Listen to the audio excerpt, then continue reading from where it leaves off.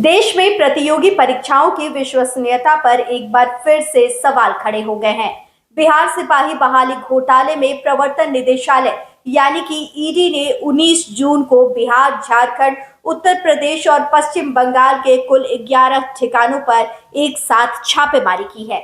यह कार्रवाई ईडी पटना की टीम ने ECIR दर्ज करने के बाद की है, जिसके तहत इस भर्ती घोटाले की आर्थिक परतों को उजागर किया जा रहा है।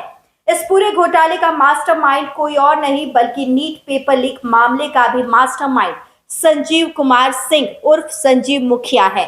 संजीव मुखिया को इसी साल अप्रैल 2025 में गिरफ्तार किया गया था। वह नालंदा के एक सरकारी कॉलेज में तकनीकी सहायक के पद पर कार्यरत था और उस पर 3 लाख रुपए का इनाम भी घोषित किया गया था।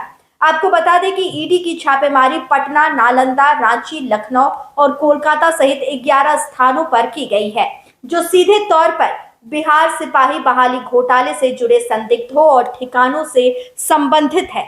जांच में यह भी बात सामने आई है कि 2023 में आयोजित हुई सिपाही बहाली परीक्षा में न सिर्फ लिखित परीक्षा के पेपर लीक हुए बल्कि फिजिकल टेस्ट में भी बड़े स्तर पर धांधली की गई। मामले की गंभीरता को देखते हुए बिहार केंद्रीय चयन पर्षद यानी कि CSBC को परीक्षा रद्द करनी पड़ी। जांच में यह भी पाया गया कि परीक्षा में डिजिटल उपकरण, ब्लूटूथ डिवाइस आदि का उपयोग कर नकल कराई गई। यह सब अक्टूबर 2023 में आयोजित परीक्षा के दौरान हुआ, जिसकी पुष्टि SIT जांच रिपोर्ट में हुई है।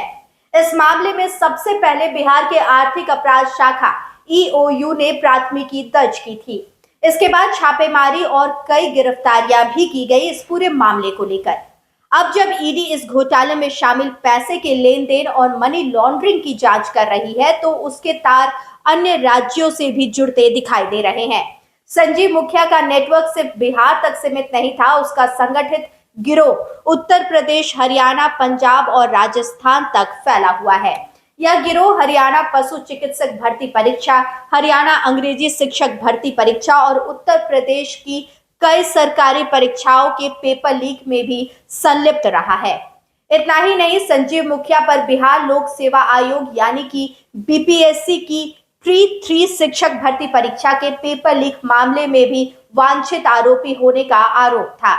उसे EOU और जिला पुलिस की संयुक्त कार्रवाई में गिरफ्तार किया गया था। बिहार सिपाही बहाली घोटाले में अब ईडी की छापेमारी ने इस बात की पुष्टि कर दी है कि देश भर में परीक्षा माफिया का एक संगठित नेटवर्क काम कर रहा है, जिसकी जड़ें कई राज्यों तक फैली है। संजीव मुखिया जैसे मास्टरमाइंड्स को पकड़ना भले ही एक बड़ी सफलता हो, लेकिन असली चुनौती इस सिस्टम को जड़ से साफ करने की है।